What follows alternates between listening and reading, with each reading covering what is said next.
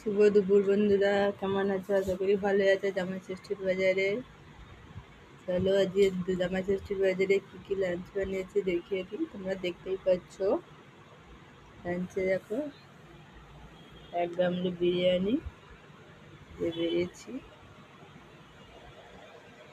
তার সঙ্গে আছে চিকেন, একদম শুকনো শুকনো কষা কষা, আর আছে স্যালাড, লেবু, পেঁয়াজ, গাজর, শসা,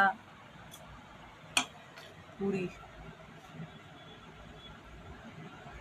জাম আছে, আর পায়েস। ওই দেখো বন্ধুরা, অল্প অল্প করে বানিয়েছি।